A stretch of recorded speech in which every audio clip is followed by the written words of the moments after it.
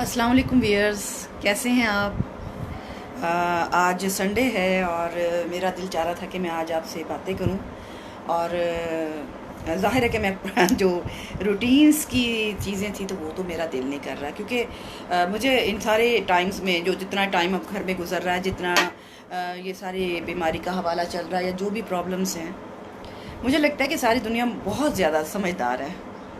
वो खुद सोच सकती है कि वो क्या करे और क्या ना करे, और जिस इससे कैसे आप नब्रदमा हो सकते हैं, इससे आप कैसे बच सकते हैं, ये सारी दुनिया को शायद पता है या नहीं है। लेकिन बहरहाल अच्छा हो रहा है सब कुछ जो भी हो रहा है, कि अब ज़्यादा से ज़्यादा लोग जो हैं वो बीमार हो रहे हैं और फिर अजीब अजीब किस्म की बातें आ रही हैं सामने।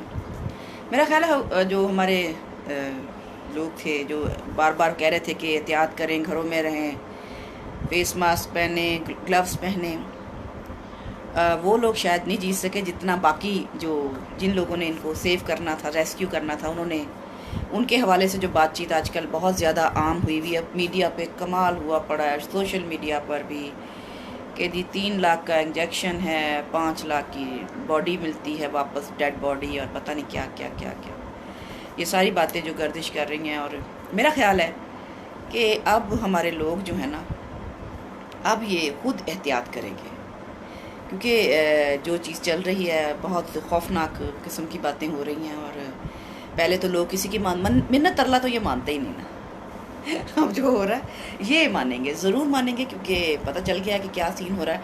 और अब जैसे कि SOPs पर अमल होने की बातें हो रही हैं कि जी आप फेस मास्क पहने, ग्लव्स पहने। अब मेरा ख्याल है, मुझे लगता है अब ये हो जाएगा, क्योंकि अगर प्यार की ज़ुबान समझ आती तो मेरा ख्याल इद पर इतनी दुनिया शॉपिंग के लिए ना बाहर जाती, जिसके नताइज जब हम भुगत रहे हैं। एक कदम आगे जाते हैं तो 10 कदम पीछे। और जनाब ये इसी में इर्द गिर्द पहले लोग कहते थे है वो कौन सा कोरोना, अब ये कहते हैं कि नहीं जी हमारे ख़ानदान में भी फ़लाँ फैमिली में हो गया जी, वहाँ भी हो गया, नज़दीक हो गया, परे हो गया, इधर हो गया, उधर हो गया। अब लोग मानने लग गए हैं कि कोरोना की पोजीशन है और कोरोना है और ये चल रहा है और इसे ईजी नहीं लेना। आज मैं अखबार पढ़ रही थी तो ज़ाहिर है कि ये जो हमारे पार्लियामेंटेरियन हैं, ये तो ज़्यादा से ज़्यादा शिकार भी हो रहे हैं। ख़ास अब बाकियों का तो मुझे यकीन नहीं, लेकिन मुझे वो शेख रशीद साहब अब जनाब CMH में हैं और रात से वो उस हॉस्पिटलाइज हुए हैं। कहते रात से मेरी तबीयत अब बेहतर है। देखे ना, ये चीज़ जो है एक अच्छे खासे पता ही नहीं चलता इंसान को और कब हो गया। और बहुत सारे लोग मैंने देखे हैं, मीडिया के लोग जो कहते हैं कि हम बहुत एहतियात कर रहे थे और सारा फिर भी लेकिन हो गया।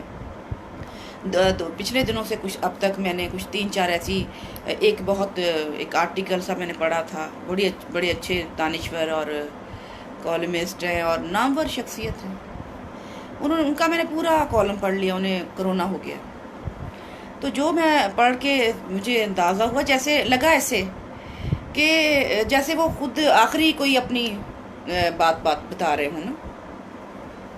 उन्होंने कहा कि मैंने जितनी भी एहतियाती तदाबीर थी मैंने इख्तियार की, और अगर किसी जैसे कि हमारे सोशल मीडिया पर होता है कि हर बंदा एक अपनी बात बता रहा होता है कि जी ये खा लें तो ये हो जाएगा, वो खा लें तो वो हो जाएगा, लौंग की चाय पिए, दारचीनी की चाय पिए, नींबू का कहवा बना लें, सोनामुखी का कहवा पी लें, इस तरह की चीज़ें, सारी जो बातें हमारे यहाँ आमतौर पे हर तरफ नज़र आ रही होती वो कर रहे थे।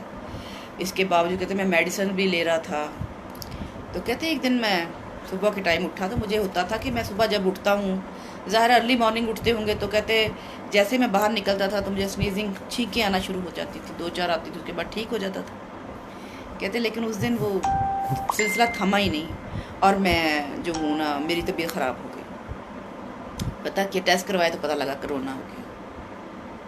तो जब उनकी मैंने पूरी बात जो पढ़ी और फिर मैंने जो उसमें से अंदाज़ा लगाया और देखा, वो बात जो थी वो काफ़ी से ज़्यादा मुझे मैं थोड़ा सा परेशान हुई कि देखें, अगर किसी को देख कर भी, किसी की बात सुन कर भी सबक ना हासिल किया जाए तो इसका मतलब होता है कि हमने खुद शिकार होना है। और सियाने तो यही कहते थे कि बजाय इसके कि खुद अपनी ज़ात पे तजर्बा करो, किसी पे होता हुआ देख कर सीख लेना चाहिए। तो जब मैंने ये मैं जिनकी बात कर रही हूँ, सुहेल बड़ाई साहब हैं, आपने जियो पर देखा भी होगा, वो प्रोग्राम्स करते हैं, सीनियर जर्नलिस्ट हैं। तो जैसे जैसे मैं उनकी जो आर्टिकल थी मैं पढ़ती जा रही थी, तो मैं उदास होती जा रही थी। मैं जब उनका पूरा आर्टिकल पढ़ा तो मुझे बड़ा, मैं उदास हो गई। मैंने कहा देखें, उन्होंने जैसे उसमें मायूसी भी थी। कहने लगे कि मैं हार्ट पेशेंट भी हूँ, मुझे शुगर भी है, और इस तरह की बातें उनकी जो थी, मुझे लगा जैसे वो थोड़ा सा मायूस भी हैं।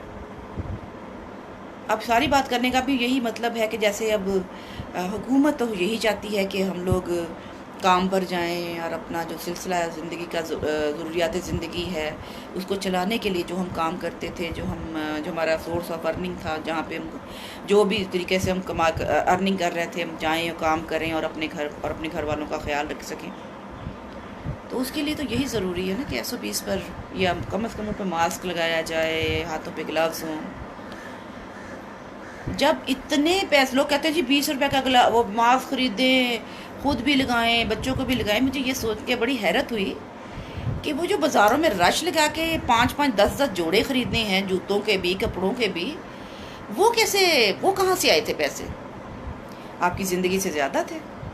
अगर आप 10 जोड़े ख़रीद सकते हैं गैर ज़रूरी, जबकि पता था कि ईद मनानी तो है ही नहीं, घर में रहना जाना भी कहीं नहीं है, तो क्या ज़रूरी था कि 5 जोड़े ख़रीदे जाएँ? खुद एक बंदी या बंदे के 5 जोड़े, फिर अगलों के 5 जोड़े, फिर अगलों, एक ही घर में 100 जोड़ा आ गया। तो ये क्या तरीका? अब 20 रुपये का मास्क नहीं ख़रीदा जा सकता, 100 रुपये की दवाई नहीं ख़रीदी जा सकती, सिर्फ शॉपिंग के लिए पैसे हैं, सिर्फ शॉपिंग के लिए पैसे हैं। तो मकसद कहने का ये देखकर अफसोस होता है कि अगर आपको अपनी ज़िंदगी अजीज़ नहीं है तो क्या फ़ायदा सारे कामों का और ये सारी चीज़ों का। बहरहाल आप लोग माशाल्लाह समझदार हैं, सारे जो आपकी समझ में आ रहा है किए जाएं, और उसके नताइज, क्योंकि अब बड़ी तेज़ी आ गई है इस काम में, और इस वजह से लोग ज़्यादा से ज़्यादा बीमार हो रहे हैं।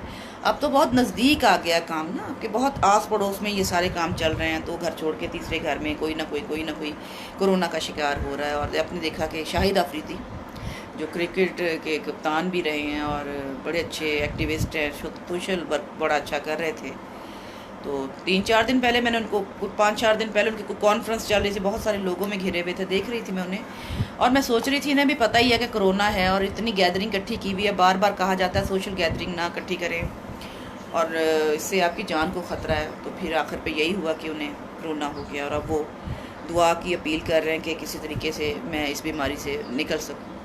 और भी बड़े सारे लोग हैं जो इस बीमारी का शिकार हो रहे हैं और दुआ की अपील कर रहे हैं। तो कहते हैं कि दवाई से परहेज़ अच्छी होती है, अगर परहेज़ कर ली जाती तो शायद बचत हो। चले, मैं इन जो हमारे जो नेशनल हीरोज़ हैं या पार्लियामेंटेरियंस हैं या जो, इनके हवाले से तो मैं बात नहीं कर रही, लेकिन मैं आम इंसान की बात कर रही हूँ। चले, वो लोग जो हैं वो तो आएंगे ही बाहर, क्योंकि उनको देखकर लोगों ने हिम्मत पकड़नी, उनको देखकर ही लोगों ने सीखना भी है। आम शहरी, आम इंसान, आम घरों के लोग क्यों इस तरह नहीं कर रहे और क्यों एहतियात नहीं कर रहे? समझ से बाहर है ये बातें सारी ना, कि अगर एहतियात कर ली जाए, घरों से ना निकला जाए गैर ज़रूरी तौर पर, बच्चों को तो ख़ास तौर पे सेफ़ रखा जाए घरों में। और पिछले दिनों मैंने 2-3 जो थी फुटेज भी मैंने शेयर की थी कि 4-5 साल की बच्ची थी जिसे कोरोना था, और वो 18 दिन वो इसी तरह किसी आइसोलेशन सेंटर में रही है, कोरोना सेंटर में रही हैं, और फिर वहाँ से बच्ची वो 18 दिन के बाद बाहर आई है। अगर इतने छोटे से बच्चे को हो रहा है, और बच्चों को ज़ाहिर है माएँ बाहर लेकर जाती हैं या बच्चों को, ये सारा कुछ होता है, ये माँ बाप की ज़िम्मेदारी है। 2-3 दिन पहले मैं शेखुपुरा से आ रही थी, तो गाड़ी में बैठे हुए थे, तो मैंने ये गड़ी शाहू आता है, उस ओर से गुजर रहे थे। आप यकीन जाने, मैंने वहाँ पे लोगों को देखा, सिर्फ बीमारी का हवाला नहीं है, बहुत सारी जहालतें हैं जो बड़ी अरूज पर है। एक शख्स जिसकी उम्र कम से कम 30 से 35 साल थी, और जिस चौक में हम खड़े थे वो इतना रशी था कि वहाँ पे इतने रश था कि वहाँ, यानी कि वो चेरिंग क्रॉस यानी चौराहा नहीं था, लेकिन चारों तरफ से ट्रैफिक थी। तो उस रोड पर एक वो मोटरसाइकिल पे एक बंदा आया, उसने अपने पीछे एक बच्ची, 1.5 साल की बच्ची उसने पिछली सीट पे बिठाई, खुद आगे मोटरसाइकिल चला रहा है, बहुत छोटी सी बच्ची, ज़रा सी ब्रेक तेज़ लगने से वो गिर सकती थी, और वो बिठा के बड़े आराम से फिर रहा था सड़क पर, और उसे कोई फ़िक्र नहीं थी कि बच्ची पीछे बैठी हुई है और मैं बच्ची को लेकर आ रहा हूँ सड़कों पर। और तो इस तरह की चीज़ें देख के बड़ा अफसोस होता है कि कब हम कौम बनेंगे, कब हम सीखेंगे? 70-72 साल तो हो गए हैं। पता नहीं क्या सोचा जा रहा है कि कब सीखना है, कब टाइम आएगा। मतलब जो चीज़ होनी चाहिए वो नहीं है, और हर बंदा दूसरे बंदे पे तनकीद कर रहा है और बड़ा बेलाक होकर बोलता है, बड़ा जो उसको कुछ नहीं आता वो नालायक है, उसे कुछ नहीं आता जी, मुझे ही कुछ आता है। ये सारी बातें करके, ये सारे माहौल बनाकर पता नहीं क्या करना है। देख कर अफसोस होता है कि जितनी तेज़ी से ये बीमारी फैली है ये कहाँ जाके ठहरेगी। अभी तो वो वैक्सीन नहीं बनी, अभी तो सिर्फ अमेरिका ने 5 मुल्कों को कहा था कि आप लोग ये दवाई बना सकते हैं, तो उसका इतना रौला पड़ गया कि 3 और 5 लाख की बातें शुरू हो चुकी हुई हैं। तो अगर वैक्सीन आ गई तो फिर क्या बनेगा? और उस वैक्सीन तो उन्होंने कहा कि 2 साल बाद बननी, वो 2 साल बाद तो उनके लिए बननी है, उसके बाद देखेंगे ना। तो ये चीज़ें सोचनी चाहिए। मुआशरे को हमने कैसे सुधार की तरफ लाना है, ये सेल्फ रिस्पॉन्सिबिलिटीज़ हैं जो नहीं ली जा रही। हर बंदा दूसरे के ऐप देखने में तो इतना महव है कि वो अपनी तरफ तवज्जो ही नहीं करता कि उससे क्या क्या ब्लंडर्स, गलतियां तो वो करते ही नहीं है, ब्लंडर्स करते हैं कि वो क्या क्या ब्लंडर्स कर रहे हैं और क्या क्या हो रहा है, वो उसकी तरफ तो उनका ध्यान ही नहीं। उनका ध्यान है वो क्या कर रहा है, वो जो है ना, वो सामने खड़ा है या कोई वो खड़ा है जो धूप में खड़ा है, ईंटें उठा रहा है। ये इसकी ईंटें उठाने का तरीका ठीक नहीं है, इसको नहीं मजदूरी देनी चाहिए क्योंकि इसको तो तरीका ही नहीं है। अब ये नहीं देख रहा कि वो धूप में खड़ा हुआ है, वो अपनी जान पर किस तरह सह रहा है, किस तरह मुसीबत को बर्दाश्त कर रहा है अपनी जान पर, बजाय इसके कि हम उसे जाके एक गिलास ठंडा पानी का ही दे दें कि आप मजदूरी कर रहे हैं, धूप में खड़े हैं। हम उसको क्रिटिक होकर उसकी क्रिटिसाइजिंग कर रहे हैं कि जी उसको तो ईंटें नहीं उठानी आती, उसे तो मसाला बनाना नहीं आता, उसे तो काम करना नहीं आता। ये चीज़ें, तनकीद का बड़ा शौक़ है, बड़ा मज़ा आता है तनकीद करने में ना। और जो कर रहा है थोड़ा बहुत काम उस पर तनकीद कर लो, ख़ुद हमने कुछ करना नहीं है, तो बस इसी पे लेके ज़िंदगी चल रही है। बहरहाल अब जितनी स्पीडी ये डिज़ीज़ बढ़ रही है, अल्लाह खैर करे, अल्लाह सब पे अपना रहम करे। मेरी तो दुआ है कि अल्लाह पाक सबको अपने अमान में रखे और सब लोग अपने घरों में कोशिश कर लें, अगर हिम्मत है तो कर लें। लेकिन मुझे यकीन नहीं है क्योंकि अगर आगे फिर बड़ी ईद आ रही है, फिर ये भी एक तो हो जाएगा शुरू के भी नहीं जी हमने तो ये भी करना है, इसकी भी शॉपिंग है बड़ी लंबी चौड़ी, ये भी की जाएगी, करनी चाहिए भाई, क्या हो गया, बीमारी है तो फिर क्या हो गया। लेकिन अब पैसे बचा लीजिएगा थोड़े से ना जो हालात चल रहे हैं ना, इसमें भी काम आएंगे, क्योंकि जब हमारा कोई अपना बीमार होता है, जान पे खेल रहा होता तो बर्दाश्त नहीं होता, उस वक्त हम कहते हैं चाहे हम अपने आप को बेच दें, हम अपना मरीज़ बचा लें। तो वो पैसे थोड़े से बचाइएगा अभी, क्योंकि जितनी लापरवाही से बाज़ारों में शॉपिंग होगी, जितनी लापरवाही से सारे मसाइल होंगे, उनमें तो फिर जाहिर सी बात है। लेकिन खैर आज क्योंकि इतवार था, बड़े दिन हो गए थे, मेरे बड़े साथी मुझे कह रहे थे कि नाहिद आप ऑनियर नहीं आ रही, आप ऑनियर नहीं आ रही। जी अब सारों को मैं अपने दोस्तों से कहूँगी कि ऑनियर तो मैं आ गई। जो जो मुझे देख रहा है प्लीज़ आप इसको शेयर ज़रूर कीजिएगा, इस बातचीत को ना, आप लोग भी इसको, मेरी इस बातचीत को सुनते हैं तो इसको शेयर भी किया करें। हो सकता है किसी एक की समझ में कोई बात आ जाए और वो अपने तर्ज़ ज़िंदगी बदल ले और वो जिस तरह का माहौल चल रहा है उसमें कुछ बेहतरी आ जाए। इस हालत में भी आप देखें कि जो हालात चल रहे हैं, जैसे जाने जा रही हैं और लोग परेशान हाल हो रहे हैं, लेकिन मैं चाइना को बहुत दाद दूंगी। चाइना इस बीमारी से बड़ी बहादुरी से लड़ रहा, और उनकी कौम जो है ना, वहाँ कौम है वो बड़ी मुत्तहिद है। अगर उनके सरबराह उन्हें कह देते हैं ना कि आपने ये नहीं करना, तो वो कब्रों में चले गए हैं, अपने आप को सेफ कर लिया कि नहीं भाई ये बड़ी बुरी चीज़ है, इससे बचना है। और इसी हालत में बीजिंग में, चीन में एक माहिर इंजीनियर ने 19,000 वाट की बैटरी से चलने वाला मिनी हेलीकॉप्टर तैयार कर लिया, जिसमें जनाब 2 अफराद आसानी से सफ़र कर सकते हैं। 19,000 वाट की बैटरी से चलने वाला हेलीकॉप्टर तैयार किया चाइना ने, उसके बड़े अच्छा कोई माहिर इंजीनियर ने। और कहते हैं चीनी इंजीनियर ने अपना तैयार करदा मिनी हेलीकॉप्टर जो है ना गुज़िश्ता रोज़ नुमाइश के लिए पेश किया और परवाज़ का कामयाब मुजाहरा भी किया। परवाज़ के वक्त हेलीकॉप्टर में 2 अफराद सवार थे और इस हेलीकॉप्टर को देखने के लिए काफ़ी लोग आए हुए थे। सोशल मीडिया पर इस हेलीकॉप्टर के चर्चे हैं और कई तस्वीर और वीडियोस वायरल हो रही हैं। कहते हैं कि सारिफीन ने चीनी इंजीनियर की ईजाद को ज़बरदस्त करार देते हुए इसे कम खर्च करार दिया और इसमें सवारी की ख्वाहिश ज़ाहिर की। देखें ना, जो लोग बड़े पॉजिटिव होते हैं, जो अपनी ज़िंदगी के साथ दूसरी की ज़िंदगी की भी परवाह करते हैं, वो कुछ ना कुछ बेहतर करते चले जाते हैं। ये आपकी और हमारी भी ज़िम्मेदारी है कि हम अब इस तरह का कुछ सोचें। बीमारी तो आ गई है, अब एक दूसरे का साथ दें, एक दूसरे की खबर खैर रखें और कोशिश करें कि बजाय इसके कि अस्पतालों में जाएं और इधर उधर करें, अपने आप को घरों में सेव कर लें। इससे सबसे बेहतरीन चीज़ है, पैसे भी नहीं खर्च होंगे और जनाब हम सेव भी हो जाएंगे, घरों में रहें। फैमिलीज़ इधर उधर जाना छोड़ दें और अपने घरों में देखें। जिस तरह की ज़िंदगी आ गई है, मैं तो शुरू दिन से कह रही हूँ कि देखें ज़िंदगी चेंज हो गई है, आप भी चेंज हो जाएं। कम से कम काफ़ी साल तो अब इसमें हम गुजारेंगे ना, इसको लेके ही चलना है। तो फिर अब जब एक चीज़ को कैरी करना है कि इस बीमारी को हमने कैरी करना, और उसका इससे बचने का वाहिद तरीका ये है कि अपने आप को जो है ना आइसोलेट करें। जहाँ 10-15 लोग हैं वहाँ पर ना जाएं और कोशिश करें शादी ब्याह जो हो रहे, ज़ाहिर काम दुनिया के चलने हैं, तो 2-4 लोग इधर से जाएं, 2-4 लोग लड़की की तरफ, 2-4 लोग लड़के की तरफ से शादी हो जाए, बस ठीक है। और क्योंकि रिश्वत का बाज़ार भी माशाल्लाह बड़ा ही गर्म है, तो लोग ये भी, अभी भी मैं रात टीवी पे देख रही थी, कोई शादी हो रही थी जनाब, पूरी तरह शादी हाल होता लिया हुआ था और उसमें चल रहा था। सोर्स इस्तेमाल किए जाते हैं, अपनी जो वाकफियत इस्तेमाल की जाती है, बस ये भी नहीं देखते कि अपनी ज़िंदगी को ख़तरे में डाल रहे हैं, हो रहा है। तो अगर हम सही वाले रास्ते पे आ जाएं तो मेरा ख्याल है कि हम आने वाले जो परेशानी है उससे हम बच सकते हैं। हमें बचना कोशिश करनी चाहिए कि हम बच जाएं, बजाय इसके कि हम तमाशा बन जाएं, हम बच जाएं। तो ये सबसे अच्छी जो है ना एक बात है। और मैं जैसे कि बता रही थी कि एक तो चाइना ने बड़ा अच्छा एक यानी कि 19 वाट की बैटरी के साथ 19,000 वाट की बैटरी के साथ जो उन्होंने हेलीकॉप्टर बनाया, मैं कहती हूँ कि ये बड़ी एक मुस्बत काम हो रहा होता है ना, इसको होना चाहिए।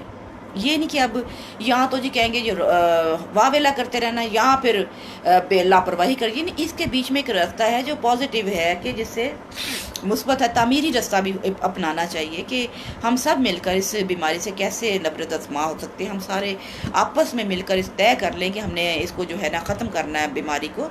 और इस बीमारी को ख़त्म करने का तरीका यही है कि ज़्यादा से ज़्यादा आप घरों में रहें और ख़ानदान में भी आप मत जाएं। आप देखें जैसे कि मैं अब आपके साथ फ़ोन पे जैसे वीडियो कॉल पे ऑनलाइन हुई हूँ, आप सब लोगों के साथ मेरी बातचीत चल रही है, आप सब लोग मुझे देख रहे हैं, बातचीत सुन रहे हैं। तो मैं तो आपसे यही कहूँगी कि जितना भी हो सके इसी पे रहें। बट देखना, अगर देखकर बात करनी है तो आप देखकर बात हो रही है ना, आप मुझे मैसेज कर सकते हैं और आप मुझे अपने जो आप सोच रहे हैं कि जी नहीं से हम ये बात करें, ये अपनी राय दे सकते हैं आप सब लोग भी मुझे।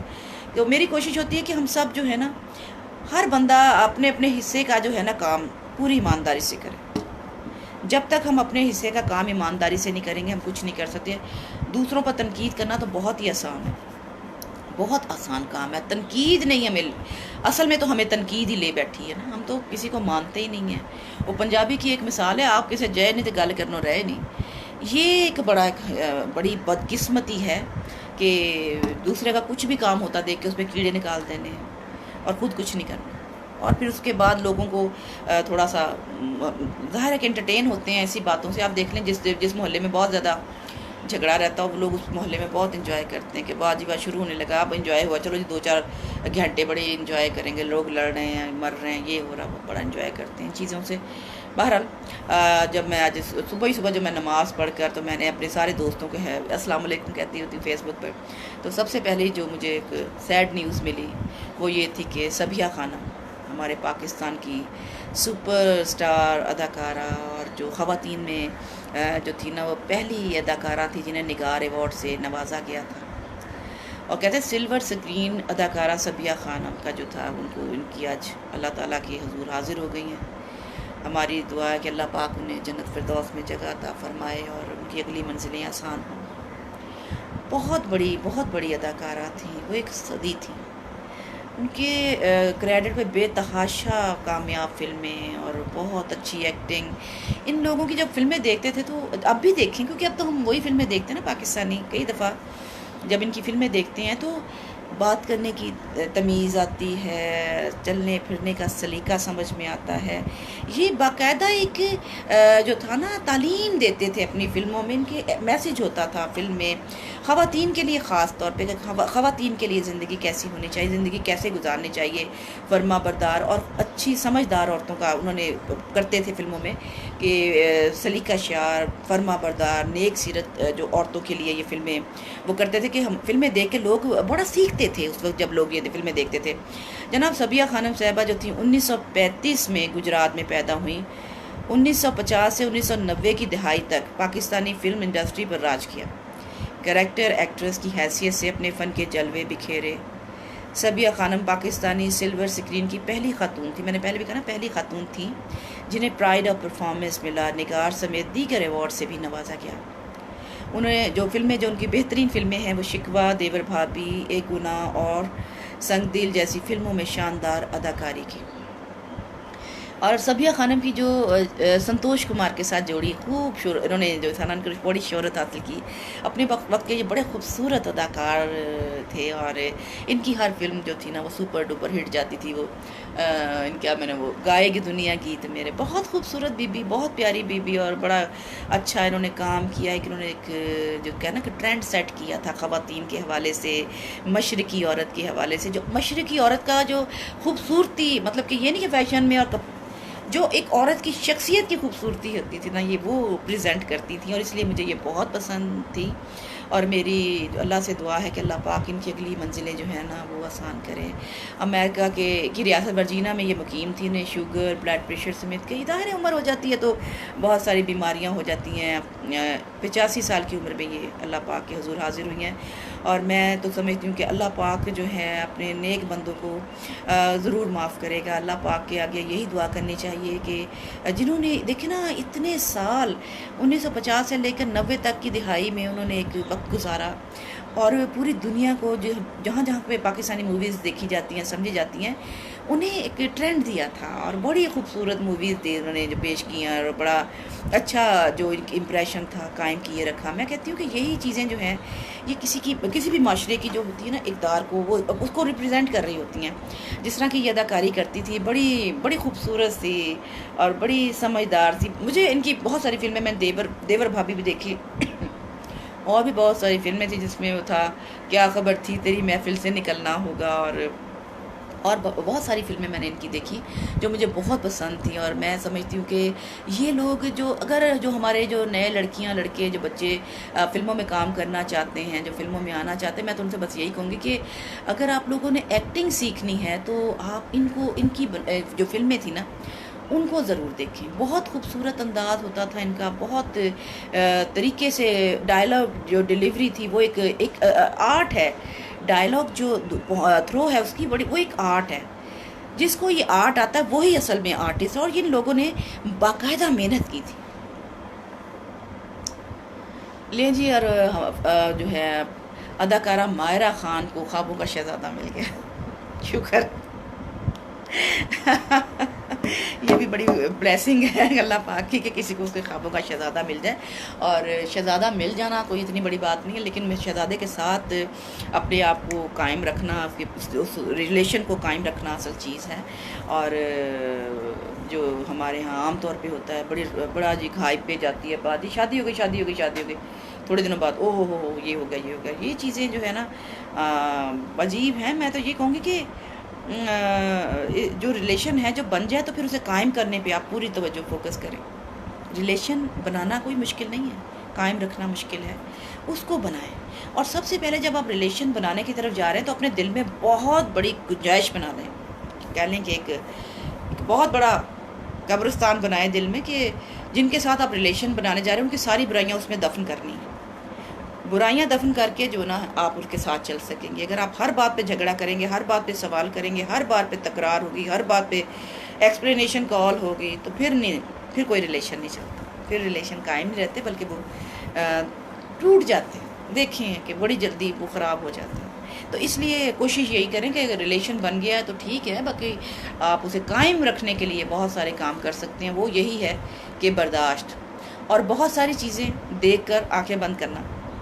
ज़रूरी है। जब घर बसाने हो, घर चलाने हो, तो काफ़ी सारी चीज़ों को इग्नोर करना पड़ता है, वो करनी चाहिए। तो जनाब आपसे मैं कहूँगी कि आप लोग जो मुझे देख रहे हैं, जो मेरे साथी मेरे साथ आ गए हैं, मैं इनसे रिक्वेस्ट करूँगी कि आप मुझे मेरी बातचीत सुन रहे हैं तो आप इसे शेयर भी करें, ताकि हमारे जो और दूसरे साथी हैं वो भी, कोई बात हो सकता है किसी की समझ में मेरी थोड़ी बहुत कोई एक बात अभी आ गई, तो मैं समझती हूँ कि बात करने का जो है ना वो हक़ अदा हो गया। कि ज़ाहिर है कि मैं भी आप लोगों के साथ बहुत सारी चीज़ें, मतलब कि दिल चाह रहा होता है जबकि मैं आपके साथ बातें शेयर करूँ, तो मैं कुछ ख़बरें ढूंढती हूँ, कुछ बातें देखती हूँ कि मैं कौन से टॉपिक पे बात करूँगी, कौन सी बात जो होगी जो आप लोग सुनना भी पसंद करेंगे, आपको अच्छी भी लगेगी। और थोड़ा सा देखें ना, जब हम लोग स्वीट अंदाज में शुगर कोटेड बात जब हम कर रहे हैं, तो मतलब यही है कि बात भी हो जाए और जो प्रॉब्लम है वो भी सॉल्व हो जाए। और आप सबसे तो मैं यही कहूँगी, आज देखें कितनी गर्मी है, अब ये ना हो कि इतवार बाज़ार में जनाब लोगों का रश लग जाए और जो लोग फिर वही सीन बन जाए। वैसे तो मैंने देखा 2-3 दिन पहले भी, मैं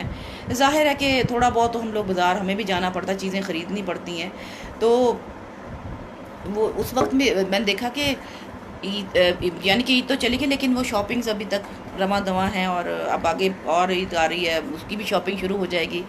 तो मैं तो आपसे यही कहूँगी कि खुदा के वास्ते बच्चे, पहले भी मैंने कहा था कि ईद की शॉपिंग के लिए बच्चे साथ ना लेके जाएं। और कौन ऐसा घर में है जिसके पास मोबाइल मौजूद नहीं है, और कौन सा ऐसा शख्स है जिसके मोबाइल पे नेट ऑन ना हो, तो बाज़ार में जाकर एक बंदा चला जाए और वो जाके वो चीज़ देखे, और वो बच्चे को घर पे फ़ोन मैसेज उसको ऑनलाइन कर ले, बता के जाए कि हम वहाँ पे जाके ऑनलाइन हो जाएंगे। तो आपसे गुजारिश है कि आप भी उसमें आ जाइएगा, ताकि फिर हम सब मिलकर जो है वो उस पर जो कि मतलब कि हम सारे मिलकर उसे जो आपको पसंद आएगी चीज़ वहाँ से ख़रीद कर ले आएंगे। मकसद यही होता है कि अगर देखिए ना, जब तक हम सारे इस तरह करके अपनी ज़िंदगी सेफ़ नहीं करेंगे, ये होगी नहीं। इसको सेव करने का तरीका ही ये है कि बाज़ार में सब लोग ना जाएं, बस एक आध चला जाए, वो जाके जो चीज़ें चाहिए वो ले आए, और गैर ज़रूरी तौर पर बाहर ना निकलें। और जितना भी हो सके अपने आप को सेफ़ रखें। इसके अलावा कोई तरीक़ाकार नहीं है, ना किसी के पास इतने ज़्यादा, शायद आप लोगों के पास होंगे भी, पैसे होंगे, लेकिन फिर मैं ये कहूँगी अगर आपको शॉपिंग ही करनी है तो फिर ये भी ज़हन में रखिएगा कि पैसे चाहिए भी होंगे, दवाई बड़ी महंगी है ये याद रखिएगा। वो कोई सीन नहीं है, उसके लिए भी थोड़ा सा हिसाब रख लीजिएगा। फिर ना कहिएगा कि हम लोग देखें जिस तरह था कि जी भूखे मर गए, ये हो गया, जिस तरह की शॉपिंग हुई है, ऐसा तो नहीं लगता कि पाकिस्तान में कोई गरीब है, कोई मजबूर है। नहीं नहीं नहीं भाई नहीं, जो जिस तरह की हालात चलते हैं, जो सफ़ेद पोश सिर्फ ऐसे हैं जो हर हाल में ही मरते हैं, बाकी तो सब ठीक है। एक अमीर तबका और एक गरीब तबका, ये तो मौजें करते हैं और यही लोग इंजॉय कर रहे हैं लाइफ को। लेकिन मैं आपसे यही कहूँगी कि सफ़ेद पोश की भी हमने इज़्ज़त रखनी है, उसको साथ लेकर चलना है। कोशिश यही होनी चाहिए कि हम सब मिलकर जो हमारे इर्द गिर्द चीज़ें हो रही हैं उसको खूबसूरत अंदाज से, खूबसूरत तरीके से निभाएं, और इन सारी चीज़ों को साथ लेकर चलें, और एक दूसरे का मान भी बढ़ाएं, एक दूसरे का ख्याल भी रखें। तो जनाब आज की सारी बातचीत आप तक भी पहुंची, और मैं आपसे ये भी कहूँगी कि जो मेरे साथ आप मेरी बातचीत आप सुन रहे थे, अगर आपको बुरी भी लगी हो तो शेयर कर दीजिएगा ताकि हो सकता है आपको बुरी लगी हो, किसी को अच्छी भी लग सकती है ना, और हो सकता है किसी का इस बात से भलाई हो जाए, किसी को इस बात की समझ आ जाए कि गैर ज़रूरी तौर पे घरों से बाहर नहीं जाना, गैर ज़रूरी तौर पर रश में नहीं घुसना, गैर ज़रूरी तौर पर ये जो मतलब कि कुछ लोगों ने ये भी तरीका पकड़ा हुआ, रिश्वत सिफारिश चल रही है, टॉप पर है, तो देखकर जनाब शादी हॉलों में या शादी के कुछ इंतजाम किए हुए लोग इकट्ठे हो रहे हैं, बिल्कुल नहीं सोच रहे कि हमारी जान जा सकती है, इससे बच जाएँ, मत जाएं। आपकी जान आपकी है, अगर उस पर तकलीफ़ आएगी, देखें इंसान की अगर जिस्म में तकलीफ़ आती है तो वो सैनी इंसान उसने खुद ही है। तो इसका बेहतरीन तरीका यही है कि आइसोलेट रहें, लोगों से दूर रहें, और अगर आपको कोई इर्द गिर्द कोई देखे ना, जैसा कि रौला पड़ जाता है, जैसे सोशल मीडिया कभी अल्लाह ना कर जब भी कभी ऑन किया, अजीब अजीब चीज़ें देखने को मिलती हैं, तो जो लोग शेयर कर रहे हैं तो वो ज़ाहिर है कहीं ना कहीं तो लोग देख भी रहे होंगे, तो उससे ही सबक हासिल कर लें कि क्या चीज़ चल रहा है। तो बजाय इसके कि आप बाज़ारों में जाएं, रश में जाएं, गैदरिंग में इकट्ठे हों, या घरों में दावतें करें या किसी के घर जाएं, इससे अवॉइड लगा लें, ताकि जितनी ज़्यादा परहेज़ होगी, जितना ज़्यादा हम घरों में आइसोलेट होंगे, उतनी जल्दी ये बीमारी जो है वो चली जाएगी, ख़त्म हो जाएगी, इसका ज़ोर टूट जाएगा। क्योंकि इस वक्त ये बीमारी टॉप पे है, इसका ज़ोर चल रहा है। इसका ज़ोर टूटने का, सिर्फ तोड़ने का एक ही तरीकाकार है कि हम सब लोग आइसोलेट हो जाएं और गैर ज़रूरी तौर पर न इकट्ठे हों, ना लोगों के घरों में जाएँ, लोग हमारे घरों में आएँ या रिश्तेदार कोई भी, और ना कहीं इकट्ठे होना, मतलब कि कोशिश ही ना करें कि हम कहीं जाएं। इसका बेहतरीन हल, आसान तरीका, और इस पे पैसे भी कोई खर्च नहीं होंगे, हम घरों में बैठेंगे, आराम से अपनी सेहत का ख्याल रखें। बहुत ज़्यादा गर्मी है, बजाय इसके सन स्ट्रोक। अब तो लोग डरते हुए किसी को देखिए, इस मौसम में हम हमेशा इस साल, इस दफ़ा को छोड़ के हर साल होता था, इतनी गर्मी होती थी, बुखार भी हो रहे होते थे, टाइफाइड भी हो जाते थे, और जनाब सन स्ट्रोक भी हो रहे होते थे, ज़ुकाम भी हो रहा होता था, सब कुछ हो रहा होता था, हर साल हो रहा होता था, क्योंकि गर्मी है ही बहुत, हमेशा ही ऐसा ही होता है। अब लोग डर के मारे, जिसको बुखार हो है मुझे कोरोना हो गया, वो पता नहीं फिर क्या सीन बन रहा है। तो इसका बेहतरीन हल है, जब बाहर निकलेंगे नहीं, घरों में रहेंगे, छतों के नीचे रहेंगे, तो उतनी गर्मी की शिद्दत भी नहीं होगी। और देखें ना, आसान से तरीके, सत्तू आप घर में अगर है तो वो कर लें, वो पी लें, उसके साथ गर्मी कम हो जाती है। और जो ना अपना फालसे का शरबत है, वो थोड़े से, अगर इतने से फालसों से ज़्यादा पानी बनाया जाए घरों में, तो वो असल में उसका फ़ायदा तभी होता है कि अगर आप थोड़े से फालसों में, अगर इतने से फालसे हैं तो 3-4 गिलास उसके आप बना लें, वो ठीक है। बजाय कि आप इतने सारे फालसों के 2-4 गिलास बनाएं, वो तरीका नहीं, वो तो खट्टे हो जाए, उससे आप गला भी ख़राब हो जाता है, और इंसान खांसी ज़ुकाम, और फिर उसके बाद फिर गला ख़राब हो तो उसके बाद लाजमी होता है कि बुखार भी हो। तो फिर उसके बाद जो बुखार चाहे सादा ही हो तो बंदा डर जाता है कि पता नहीं कौन सा बुखार हो गया। तो सत्तू है, और उसके अलावा जिस तरह की अब धूप है, इसमें तो जो मैंने देखा था, मेरी दादी जान थी, तो वो बड़ी सी एक बाल्टी में पानी डालती थी, और उसमें ना गुड़ के इतने इतने बड़े टुकड़े जो थे ना, वो डाल देती थी, और वो पानी पीने से होता है कि ये सन स्ट्रोक नहीं होता, उससे बचत हो जाती है। और इन दिनों में जो गर्मी ज़ाहिर बहुत ज़्यादा है, तो उससे बचा जा सकता है। नींबू का पानी पी लें, और कच्ची लस्सी पी लें, पानी दूध की लस्सी जो बनती है वो पी लें। इससे, इनसे चीज़ों से आप घरों में रहें और सेफ़ रहें, खाना पीना खाएं, अपनी सेहत ठीक करें, बजाय इसके बाहर जाके बीमारी अंदर लेकर आएँ। बेहतर नहीं है कि हम घर में बैठें आराम से और अपनी सेहत का ख्याल रखें। बस जो नौकरी पे जाना, काम के लिए जाना, जॉब पे जाना, वो जाएं, क्योंकि उसके बगैर गुजारा नहीं होना, वो करें आप। और जब अपने काम से पर गए, अपनी SOPs पर अमल करते हुए काम पे गए, काम किया, और फटाफट अपने जनाब घर पे आ गया। मैं भी जाती हूँ अपने काम पर, और मैं बिल्कुल अपने काम पर जाती हूँ तो मैंने मास्क पहना होता है, ग्लव्स मैंने वो ले लिए, मैं मेडिकल स्टोर से मिल जाते हैं, 80 रुपये का पूरा पैकेट है, 100 उसमें ये आ जाते हैं, ग्लव्स होते हैं, उसी वक्त आप पहने हाथों पे। और जब तक आप ऑफिस में हैं, घर पहुंच नहीं जाते। मैं तो घर के जब बाहर आती हूँ तो मैं उतार के वो जो ग्लव्स होते हैं वो डस्टबिन में फेंक देती हूँ, फिर मास्क चेंज करती हूँ, और फिर मैं अंदर आ जाती हूँ, और फिर उसके बाद हाथ मुँह फटाफट धो लेती हूँ। बात यह है कि ये एहतियाती तदाबीरें हैं, हमें काम भी करना है, इसके साथ जीना भी है, ये कैरी करना पड़ेगा, क्योंकि अगर हम कैरी नहीं करेंगे तो हम जिएंगे कैसे? क्योंकि ज़ाहिर है ज़िंदगी को चलाने के लिए जॉब्स तो करनी ज़रूरी, काम पे तो जाएंगे ना। अब हर बंदा तो ये नहीं कह सकता कि जी हमें कोई हेल्प करनी है, और हेल्प होती भी नहीं है, और कोई करता भी नहीं है। ये सारी ड्रामेबाजियाँ ही होती हैं, इसमें कुछ नहीं मिलता। खुद ही आप मेहनत करेंगे, खुद ही आप कमाएंगे, तभी आपका घर चलेगा। ये सोचकर आप इस पे अमल करें, और कोशिश यही रखें कि अच्छा, जैसे जैसे मैं बात को वाइंड अप की तरफ जा रही थी, अच्छा, जितने भी मेरे साथी, हरभजन साहब, तुसी इस तरह करना है कि जो तुसी गलबात सुनते पे हो, इन शेयर ज़रूर करना है। इमदाद साहब तुसी भी, और अपना साढ़े बड़े प्यारे करम सिंह जी भी है। मैं थोड़े साहब के नाल गुजारिश करांगी, जी मैं गलबात तुसी देख रहे हो, सुनते पे हो, इन शेयर भी ज़रूर करना। हो सकता किसी के पल्ले कोई गल पै जाए, तो कोई अपनी रफिश नूं, अपनी जिंदगी थोड़ा जहा चेंज करके, थोड़ी जी इस गल सुन के कि किस तरह असीं जिंदगी नूं आसान कर सकते हैं, किस तरह असीं सेफ हो सकते हैं। हो सकता कोई अपनी जिंदगी कोई बेहतरी लै आवे। मेरी कोशिश तो यही होंगी कि अच्छी गल सारे सुनने वाले तक पहुँचे। और क्योंकि मेरे भरा आ गए ने सरदार जी सारे, तो उन्होंने मैं एक पंजाबी दे विच ही गल तो सारी उन्होंने समझ आ रही, लेकिन मैं ये कहांगी हरभजन सिंह जी ते इमदाद साहब ते करम सिंह सिंधु साहब जिहड़े तुसीं गलबात देख रहे हो, शेयर जरूर करना, ताकि साडे होर साथियां तक भी गलबात जावे, और जिहड़े साडे इर्द गिर्द लोग ने, कोई गल शायद किसी दे पल्ले पै जाए, और वो अपने आप नूं सेफ करन वास्ते अपने घरां दे विच महफूज हो जाण, और बाहर ना निकलन गैर जरूरी तौर पर। और उहदे नाल ये होएगा कि असीं अपने बच्चिआं नूं, अपनी नस्ल नूं बचा लांगे। देखो जी, असीं ते जिन्नी काफ़ी सारी तो असीं गुजार लई, हुण ते साडे जिहड़े अगे साडी नस्ल हैगी ਉਹਨੂੰ सेफ करना है। ਉਹਨੂੰ सेफ किस तरह करना, जैसे उन्होंने बीमारियां दवा के ते आप फिर चले जाइए, तो यदा बेहतरीन तरीका नहीं कि इन्होंने जीना हुण इस दे मुताबिक। ये हुण साडी जिम्मेदारी है ना कि असीं इन्हां नूं सिखा के जाइए कि इस बीमारी नूं कैरी किस तरह करना। तो हुण तुसीं, क्योंकि देखो जी गल ये हैगी है कि जिहड़ी बीमारी है ना, ये किते हले चली नहीं है, इत्थे ही है। और जब ये बीमारी इत्थे ही है, तो फिर ये नाल जीना असीं अपनी नस्ल नूं दस के जाना कि बेटा इन किस तरह संभाला करना है अपने आप नूं। यही एक बेहतरीन तरीका है कि हम लोग अपनी नस्ल को, जो हमारी नौजवान नस्ल है और जो छोटे छोटे बच्चे हैं, हम उनको अब ये अज़बर करा जाएं कि हमने हाथों पे ग्लव्स पहनने हैं, चेहरे पे मास्क लगाना है, हाथ नहीं मिलाना है, गले नहीं मिलना, और सोशल गैदरिंग इकट्ठी नहीं करनी, ना उसमें जाना है। अगर कहीं है तो वहाँ पर बैठना नहीं है। और जब हम कहीं जैसी जगहों पर जाते हैं, बैठते हैं, तो वहाँ जाने से ये होता है कि हम वही बीमारी हम अपने घर ले जाते हैं और अपने घर के बेकसूर लोगों को उस बीमारी में मुब्तला कर देते हैं। तो अच्छा नहीं है कि हम ये चीज़ों से परहेज़ कर लें। अगर हम ये अपनी नस्ल को बता देंगे तो वो कामयाब हो जाएगी। अब ये आपकी मेरी ज़िम्मेदारी है कि अपनी जो नौजवान नस्ल है या छोटे बच्चे हैं, उनको ये अब सिखा जाएं कि कैसे अब ये माशरे में हमने कैसे रहना है, ख़ुद भी सेफ़ होना है और दूसरों को सेफ़ भी करना है।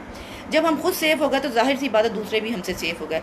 ये बीमारी कोरोना जो है, इसका एक ही हल है कि आप जितना ज़्यादा घरों में रहेंगे, बाहर नहीं निकलेंगे, और लोकल ट्रांसमिशन, एक दूसरे ज़्यादा लोग बैठे हैं, बातें कर रहे हैं। तो मैंने आपसे पहले भी कहा था, जो मुंह पे मास्क लगाने का मतलब है जो आपके मुंह से थूक, कहीं होता है ना कभी लोगों के बात करते मुंह से थूक निकल जाता है, वो किसी पे पड़ गया तो समझो वो बीमार हो गया। तो इससे बेहतरीन तरीका है कि मुंह पे मास्क लगाया जाए, हाथों पे लगाया जाए, ग्लव्स लगाए जाएँ, कोई ऐसी काम, हर हाथ जो हैं वो धो लिए जाएँ, चेहरा धो लिया जाए जब आप बाहर से हैं।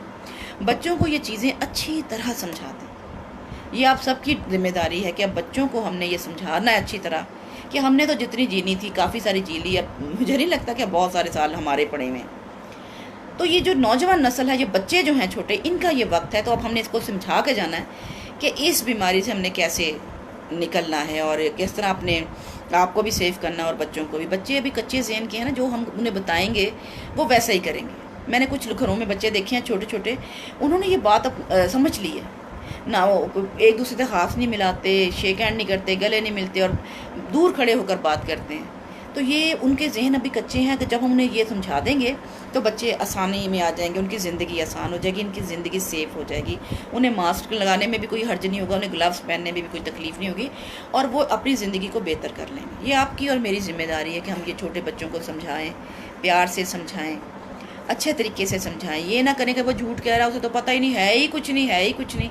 कल परसों मैं जब बाज़ार गई तो मैं कुछ ख़रीद रही थी, तो एक ख़ातून, ज़ाहिर है कि ये जो मांगने वाले हैं ये भी एक अजीब फिनोमेना है, बड़े अजीब चीज़ है भाई इनकी भी। ये धड़ा इतने लोग मांगने वाले, इतनी ज़्यादा कलकत मांगने वालों की हो गई है कि अंत हो गई भी है कि, और रंग रंग के फ़कीर, रंग रंग के ड्रामेबाजियाँ चल रही हैं। और अब तो मैंने ख़ास तौर पर देखा है ये ट्रैफिक सिग्नल पर जवान लड़कियों का बड़ा रश है और बड़ी शर्मनाक बात है कि ये लड़कियां, मैं उस दिन आ रही थी रात को 10 बजे कहीं से आ रहे थे तो वहाँ से देखा जवान लड़कियां वहाँ बैठी हुई हैं और बड़ी हंस रही हैं, इधर उधर फिर रही हैं, मांग रही हैं। तो ये चीज़ें जो है ना, ये फ़कीर, इनको नए नए काम शुरू हो गए हुए हैं, हर मुसीबत में ये मुसीबत और ले आते हैं। तो ये जो चीज़ें हैं, इनसे, वो फ़कीर नहीं थी तो उस मेरे पास आके मांगती रही। पहले मैं चीज़ें ख़रीद रही थी तो सडनली उसने आके मुझे हाथ लगा दिया। मैंने कहा पागल हो तुम, क्या मसला है तुम्हारा, तुमने आके मुझे हाथ भी लगा दिया। वो मांगने वाले मुझे कहते हैं, बाजी तुसी कित्थे रहंदे हो, पाकिस्तान च नहीं गा कोरोना, पाकिस्तान च नहीं गा, कोई नहीं गा। वो मांगने वाली मुझे लेक्चर देने लग गई कि तुसी कित्थे रहंदे हो, पाकिस्तान च कित्थे कोरोना। मैं हैरान रह गई। मैंने कहा ठीक कह रही है वो अपनी तरफ से ना, क्योंकि उसने तो डर उसके अंदर तो है ही नहीं, वो तो मांग रही है, वो तो लेके बीमारियाँ फिर रहे हैं और वो भागे फिर रहे हैं, उन्हें कोई परवाह ही नहीं है। मतलब कि ये ऐसे लोगों को हम कहाँ पे रजिस्टर्ड करते हैं, कहाँ कोई चीज़ होती है कि जी हम इनको कहाँ रेट कर रहे होते हैं कि जी ये लोग भी हैं हमारे साथ। मतलब कहने का ये है कि ये अजीब अजीब चीज़ें जो है ना, ये लोगों ने अपनाई हुई हैं। कोई कोरोना नहीं है, कोई कुछ नहीं है। और ये जो अस्पताल भर रहे हैं, या जो लोगों, अब तो खैर लोग अस्पताल जाते डर रहे हैं, अब मेरा ख्याल इससे ही ये ठीक हो जाएंगे, क्योंकि जब डरना शुरू हो गए ना तो अब ये ठीक हो जाएंगे। इन्हें पता चल गया कि क्या हो रहा है ना, तो अब ये कुछ बेहतर हो जाएगा, क्योंकि ये इज़्ज़त से, प्यार से तो ये मानते ही नहीं है। तो अब ये ठीक हो जाएगा काम ना, तो अब ये एहतियात भी करेंगे। मेरी अल्लाह पाक से यही दुआ कि अल्लाह पाक इन्हें हिदायत दे और ये खुद ही अपने आप को सेव कर लें।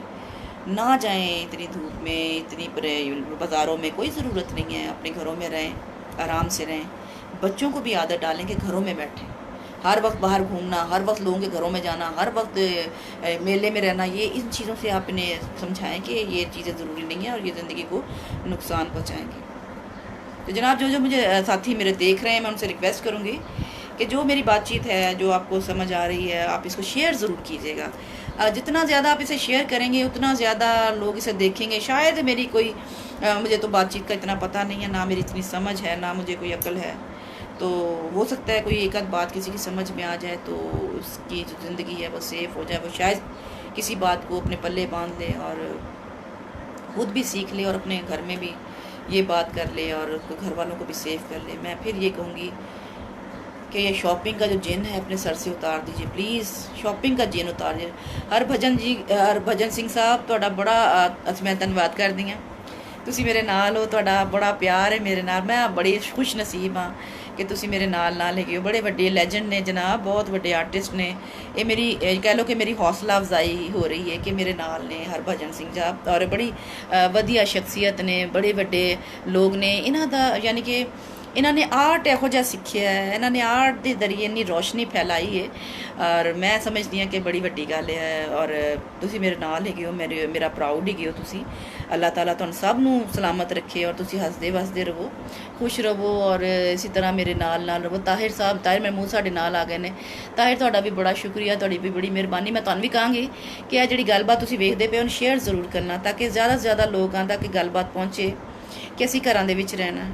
ਇਸ ਬਿਮਾਰੀ ਦਾ ਵਾਹਿਦ ਹੱਲ ਹੈ ਵੇ, ਜੇ ਤਾਂ ਤੁਹਾਡੇ ਕੋਲ 20-25 ਲੱਖ ਰੁਪਇਆ ਹੈ ਤਾਂ ਫਿਰ ਤੇ ਇੱਕ ਬੰਦੇ ਵਾਸਤੇ ਤਾਂ ਫਿਰ ਤੇ ਠੀਕ ਹੈ, ਤੇ ਜੇ ਨਹੀਂ ਹੈਗਾ ਤੇ ਵਾਹਿਦ ਹੱਲ ਇਹਦਾ ਇਹੀ ਹੈ ਕਿ ਘਰਾਂ 'ਚ ਰਹੋ, ਸੋਸ਼ਲ ਗੈਦਰਿੰਗ ਨਾ ਕਰੋ। ਸੋਸ਼ਲ ਗੈਦਰਿੰਗ ਤੋਂ ਮੁਰਾਦ ਹੈ ਲੋਕਾਂ ਜਿੱਥੇ 10-15 ਲੋਕ ਉੱਥੇ ਨਾ ਜਾਓ, ਨਾ ਕੋਈ ਸ਼ਾਦੀ ਵਿਆਹ ਦੇ ਕੋਈ ਫੰਕਸ਼ਨ ਬਣਾਓ, ਨਾ ਕੋਈ ਇਹੋ ਜਿਹੀ ਗੈਦਰਿੰਗ ਇਕੱਠੀ ਕਰੋ ਕਿ 10-15 ਲੋਕ ਇੱਕੋ ਹੀ ਕਮਰੇ 'ਚ ਆ ਕੇ ਬਹਿ ਗਏ ਨੇ ਤਾਂ ਉੱਥੇ ਕੀ ਹੋਣਾ 120 ਕੁਛ ਨਹੀਂ ਹੋ ਸਕਦਾ। ਕੋਸ਼ਿਸ਼ ਕਰੋ ਕਿ ਆਪਣੇ ਘਰਾਂ ਦੇ ਵਿੱਚ ਆਪਣੇ ਲੋਕ ਹੀ ਮਹਿਫੂਜ਼ ਰਹਿਣ, ਸਾਫ਼ ਸੁਥਰੇ ਰਹੋ, ਹੱਥ ਮੂੰਹ ਧੋ ਕੇ ਰੱਖੋ, ਮਤਲਬ ਹੱਥ ਸਾਬਣ ਨਾਲ ਇਸਤੇਮਾਲ ਰੱਖੋ ਕਿ ਮਤਲਬ ਕਿ ਕੋਈ ਐਸੀ ਚੀਜ਼ ਨਾ ਹੋਵੇ। ਬਾਥਰੂਮ ਖਾਸ ਤੌਰ 'ਤੇ ਬਾਥਰੂਮ ਸਾਫ਼ ਰੱਖੋ। ਬਾਥਰੂਮ ਨੂੰ ਖਾਸ ਕਰ ਜੇ ਕਮੋਟ ਜਾਂ ਜੋ ਵੀ ਸੀਟ ਹੈਗੀ ਹੈ ਉਹਨੂੰ ਬਾਰ-ਬਾਰ ਫਰਨਾਈਲ ਨਾਲ ਧੋਵੋ, ਉਹਨੂੰ ਬਾਰ-ਬਾਰ ਫਰਨਾਈਲ ਨਾਲ ਧੋਵੋ। ਤੇ ਅਗਰ ਕਿਸੇ ਨੂੰ ਦੇਖੋ ਜੀ ਕੁਛ ਪਤਾ ਨਹੀਂ ਚੱਲਦਾ, ਬੜੇ ਦੇਰ ਬਾਅਦ ਪਤਾ ਲੱਗਦਾ ਕਿ ਜੀ ਇਹ ਕੰਮ ਹੋਇਆ ਪਿਆ, ਤੇ ਜਦੋਂ ਤੁਸੀਂ ਖਾਸ ਕਿਉਂਕਿ ਬਾਥਰੂਮ ਤੇ ਹਰ ਇੱਕ ਨੇ ਜਾਣਾ ਹੈ ਨਾ, ਤੇ ਬਾਥਰੂਮ ਦੀ ਸਫਾਈ ਜਿਹੜੀ ਨਾ ਖਾਸ ਕਰਕੇ ਰੱਖੋ। ਸੀਟ ਦੀ ਸਫਾਈ ਜਿਹੜੀ ਹੈ ਉਹ ਤੁਸੀਂ ਖਾਸ ਕਰਕੇ ਰੱਖੋ, ਉਹਨੂੰ ਡੈਟੋਲ ਦੇ ਨਾਲ ਜਾਂ ਫਿਨਾਇਲ ਦੇ ਨਾਲ ਜ਼ਰੂਰ ਦਿਨ 'ਚ 2-3 ਦਫਾ ਉਹਨੂੰ ਸਾਫ਼ ਰੱਖੋ ਤਾਂ ਕਿ ਕੋਈ ਜਰਾਸੀਮ ਨਾ ਕਿਸੇ ਨੂੰ ਲੱਗੇ ਔਰ ਜਿਹੜਾ ਸੇਫਟੀ ਹੋ ਜਾਵੇ। ਔਰ ਇਸ ਦੇ ਨਾਲ ਇਹ ਵੀ ਹੈਗਾ ਕਿ ਅਗਰ ਅਸੀਂ ਬਾਹਰ ਨਾ ਜਾਈਏ, ਨਾ ਲੋਕਾਂ 'ਚ ਬੈਠੀਏ ਜਾ ਕੇ, ਨਾ ਕਿਸੇ ਨੂੰ ਆਪਣੇ ਘਰ ਆਉਣ ਦੀ ਦਾਵਤ ਦੇਈਏ, ਅਗਰ ਅਸੀਂ ਕੁਛ ਅਰਸਾ 1 ਸਾਲ ਵੀ ਅਗਰ ਅਸੀਂ ਇਸ ਸਾਰੀ ਗੱਲ 'ਤੇ ਅਮਲ ਕਰ ਲੈਂਦੇ ਹਾਂ ਨਾ, ਤੇ ਮੇਰਾ ਯਕੀਨ ਹੈ ਕਿ ਕਰੋਨਾ ਸਾਡੇ ਮੁਲਕ 'ਚ ਇਹ ਰੈਜ਼ਿਸਟ ਨਹੀਂ ਕਰ ਸਕੇਗਾ, ਇਹ ਨਿਕਲ ਜਾਏਗਾ ਇੱਥੋਂ। ਅਗਰ 1 ਸਾਲ ਅਸੀਂ ਇਸ ਤਰ੍ਹਾਂ ਕਰ ਲਈਏ ਕਿ ਅਸੀਂ ਨਾ ਲੋਕਾਂ ਨਾਲ ਮਿਲੀਏ, ਨਾ ਲੋਕਾਂ ਨੂੰ ਘਰ ਦਾਵਤ ਦਈਏ, ਤਾਂ ਸਿਰਫ ਆਪਣੇ ਕੰਮ ਦੇ ਨਾਲ ਕੰਮ ਰੱਖੀਏ, ਦਫ਼ਤਰ ਜਾਈਏ, ਕੰਮ ਕਰੀਏ, ਜਿੱਥੇ ਵੀ ਅਸੀਂ ਕੰਮ ਕਰਨੇ ਉਹ ਕੰਮ ਕਰੀਏ, ਤੇ ਵਾਪਸ ਘਰ ਆ ਜਾਈਏ ਔਰ ਆਪਣੇ ਆਪ ਨੂੰ ਸੇਵ ਕਰ ਲਈਏ, ਆਪਣੀ ਫੈਮਿਲੀ ਨੂੰ ਸੇਵ ਕਰ ਲਈਏ। ਆਪਣੇ ਬੱਚਿਆਂ ਨੂੰ ਇਹ ਦੱਸਦੇ ਜਾਓ ਕਿ ਮਾਸਕ ਪਹਿਨਣਾ ਹੈ, ਗਲਵਜ਼ ਪਹਿਨਣੇ ਨੇ, ਕਿਸੇ ਨਾਲ ਹੱਥ ਨਹੀਂ ਮਿਲਾਉਣਾ, ਕਿਸੇ ਨਾਲ ਸ਼ੇਕ ਹੈਂਡ ਨਹੀਂ, ਗਲੇ ਨਹੀਂ ਮਿਲਣਾ, ਕਿਸੇ ਨਾਲ ਜਿਸ ਤਰ੍ਹਾਂ ਹੁੰਦਾ ਸੀ ਨਾ ਸਾਰੇ ਰਲ ਕੇ ਕਿੱਦਾਂ ਬਹਿ ਜਾਂਦੇ ਸੀ ਇਕੱਠੇ ਹੋ ਕੇ, ਇੱਕ ਦੂਜੇ ਨਾਲ ਕਰੀਬ ਹੋ ਕੇ ਗੱਲਾਂ ਬਾਤਾਂ ਕਰਦੇ ਨੇ, ਇਹ ਗੱਲਾਂ ਬਾਤਾਂ ਨਹੀਂ ਕਰਨੀਆਂ। ਇਹ ਜਦੋਂ ਅਸੀਂ ਆਪਣੀ ਫੈਮਿਲੀ ਨੂੰ ਗੱਲ ਸਾਰੀ ਦੱਸ ਦੇਵਾਂਗੇ ਨਾ, ਆਪਣੇ ਛੋਟੇ ਬੱਚਿਆਂ ਨੂੰ ਦੱਸ ਦੇਵਾਂਗੇ, ਕਿਉਂਕਿ ਹੁਣ ਤੇ ਦੇਖੋ ਜੀ ਅਗਲਾ ਵਕਤ ਉਹਨਾਂ ਦਾ ਹੀ ਹੈ ਨਾ, ਤੇ ਉਹਨਾਂ ਨੂੰ ਇਸ ਗੱਲ ਦਾ ਪਤਾ ਹੋਏਗਾ ਤੇ ਅਸੀਂ ਸਾਰੇ ਸੇਫ ਹੋ ਜਾਵਾਂਗੇ, ਸਾਡੀ ਨਸਲ ਸੇਫ ਹੋ ਜਾਏਗੀ। ਅਸੀਂ ਆਪਣੀ ਗੁਜ਼ਾਰ ਰਹੇ ਹਾਂ, ਲੇਕਿਨ ਅਸਲ ਜਿਹੜੀ ਜ਼ਿੰਦਗੀ ਉਹਨਾਂ ਛੋਟਿਆਂ ਬੱਚਿਆਂ ਦੀ ਜਿਨ੍ਹਾਂ ਨੇ ਅੱਗੇ ਸਾਰੀ ਜ਼ਿੰਦਗੀ ਗੁਜ਼ਾਰਨੀ, ਉਹਨਾਂ ਵਾਸਤੇ ਅਸੀਂ ਕੁਝ ਅੱਛਾ ਕਰ ਜਾਈਏ, ਉਹਨਾਂ ਦੀਆਂ ਜ਼ਿੰਦਗੀਆਂ ਨੂੰ ਸੇਫ ਕਰ ਜਾਈਏ ਕਿ ਨਾ ਤੇ ਉਹ ਅਪਾਹਜ ਹੋਣ, ਨਾ ਕੋਈ ਇਸ ਨੂੰ ਬਿਮਾਰੀ ਲੱਗੀ ਹੋਵੇ, ਉਹ ਆਪਣੀ ਜ਼ਿੰਦਗੀ ਨੂੰ ਬਿਹਤਰ ਤਰੀਕੇ ਨਾਲ ਜੀਣ। ਤੇ ਜਨਾਬ ਤੁਹਾਡਾ ਸਭ ਦਾ ਬਹੁਤ ਬਹੁਤ ਸ਼ੁਕਰੀਆ। ਇੱਕ ਵਾਰੀ ਫੇਰ ਮੈਂ ਤੁਹਾਨੂੰ ਸਭ ਨੂੰ ਕਹਾਂਗੀ ਕਿ ਜਿਹੜੀ ਗੱਲਬਾਤ ਮੈਂ ਤੁਹਾਡੇ ਨਾਲ ਕੀਤੀ ਹੈ, ਤੇ ਜਿਹੜੀ ਮੈਂ ਤੁਹਾਡੇ ਨਾਲ ਗੱਲ ਕੀਤੀ ਸਾਰੇ ਸਾਥੀਆਂ ਦੇ ਨਾਲ, ਉਹਨਾਂ ਨੂੰ ਮੈਂ ਇਹੀ ਕਹਾਂਗੀ ਕਿ ਇਹ ਗੱਲਬਾਤ ਅੱਗੇ ਜ਼ਰੂਰ ਸ਼ੇਅਰ ਕਰੋ। ਹੋ ਸਕਦਾ ਕਿਸੇ ਨੂੰ ਮੇਰੀ ਗੱਲ ਸਮਝ ਆ ਜਾਏ, ਕਿਸੇ ਨੂੰ ਮੇਰੀ ਬੇਨਤੀ, ਮੇਰੀ ਗੁਜ਼ਾਰਿਸ਼, ਕਿਸੇ ਨੂੰ ਮੇਰੀ ਰਿਕੁਐਸਟ ਸਮਝ ਆ ਜਾਏ, ਤੇ ਉਹਦੇ ਪੱਲੇ ਗੱਲ ਪੈ ਜਾਏ, ਤਾਂ ਉਹ ਆਪਣੇ ਫੈਮਿਲੀ ਨੂੰ ਔਰ ਆਪਣੇ ਆਪ ਨੂੰ ਇਹਨਾਂ ਸਾਰੀਆਂ ਝੰਜਟ ਤੋਂ ਆਜ਼ਾਦ ਕਰਕੇ ਘਰ ਦੇ ਵਿੱਚ ਬਹਿ ਜਾਵੇ, ਔਰ ਆਪਣੇ ਬੱਚੇ ਬੀਵੀ ਸਭ ਨੂੰ ਸੰਭਾਲ ਕੇ ਰੱਖੇ, ਆਪਣੇ ਪੇਰੈਂਟਸ ਨੂੰ, ਆਪਣੇ ਵਾਲਦਨ ਜਿਹੜੇ ਜ਼ਾਹਿਰ ਹੈ ਕਿ ਕਹਿੰਦੇ ਨੇ ਕਿ ਜੀ ਬਜ਼ੁਰਗਾਂ ਨੂੰ ਬੜੀ ਜਲਦੀ ਇਹ ਬਿਮਾਰੀ ਲੱਗਦੀ, ਕਿਉਂਕਿ ਪਹਿਲੇ ਆਲਰੇਡੀ ਉਹਨਾਂ ਨੂੰ 2-3 ਬਿਮਾਰੀਆਂ ਹੁੰਦੀਆਂ ਨੇ, ਤੇ ਉਹਨਾਂ ਨੂੰ ਬੜੀ ਜਲਦੀ ਇਹ ਬਿਮਾਰੀ ਲੱਗ ਜਾਂਦੀ ਹੈ। ਤੇ ਮੈਂ ਤੁਹਾਨੂੰ ਸਾਰਿਆਂ ਨੂੰ ਇਹੀ ਕਹਾਂਗੀ ਕਿ ਤੁਹਾਡੀ ਬੜੀ ਮਿਹਰਬਾਨੀ, ਆਪਣੀ ਖਿਆਲ ਰੱਖੋ, ਆਪਣੀ ਸਿਹਤ ਦਾ ਵੀ ਤੇ ਆਪਣੇ ਘਰ ਵਾਲਿਆਂ ਦਾ ਵੀ, ਔਰ ਜਿੱਥੇ ਬਹੁਤ ਜ਼ਰੂਰੀ ਹੈ ਉੱਥੇ ਕੋਈ ਇੱਕ ਬੰਦਾ ਚਲਾ ਜਾ, ਸਾਰੀ ਫੈਮਿਲੀ ਨਾ ਜਾਵੇ, ਇੱਕ ਬੰਦਾ ਚਲਾ ਜਾਵੇ। ਪ੍ਰੈਜੈਂਟੇਸ਼ਨ ਆਪਣੀ ਰਿਪਰੈਜ਼ੈਂਟਿੰਗ ਹੀ ਤੁਸੀਂ ਕਰਨਾ ਨਾ ਆਪਣੇ ਆਪ ਨੂੰ, ਕਿ ਜੀ ਅਸੀਂ ਉਹ ਫੈਮਿਲੀ ਤੋਂ ਇੱਕ ਬੰਦਾ ਆ ਗਿਆ ਬਸ ਠੀਕ ਹੋ ਗਿਆ। ਹੁਣ ਉਹ ਜ਼ਮਾਨਾ ਵੀ ਨਹੀਂ ਰਿਹਾ ਕਿ ਬਹੁਤ ਸਾਰੇ ਲੋਕ ਜਿਹੜੇ ਨੇ ਉਹ ਜਿਹੜੀ ਚੀਜ਼ ਜਿਹੜਾ ਨਾ ਸਾਰੇ ਇਕੱਠੇ ਹੋ ਕੇ ਬਹਿ ਜਾਣ, ਤੇ ਉਹ ਫਿਰ ਸਾਰੇ ਮਸਾਇਲ ਉਹੀ ਚੀਜ਼ਾਂ ਹੋ ਜਾਂਦੀਆਂ। ਮੈਂ ਤਾਂ ਤੁਹਾਨੂੰ ਇਹੀ ਬਸ ਕਹਾਂਗੀ ਕਿ ਜਿੱਥੇ ਤੱਕ ਹੋ ਸਕੇ ਕੋਸ਼ਿਸ਼ ਕਰੋ ਕਿ ਇੱਕ ਦੂਜੇ ਨੂੰ ਤੁਸੀਂ ਜਿਹੜਾ ਨਾ ਇਹੀ ਮਸ਼ਵਰੇ ਦੇਵੋ ਕਿ ਆਪਣੇ ਘਰਾਂ 'ਚ ਰਹੋ ਤੇ ਸੇਫ ਰਹੋ।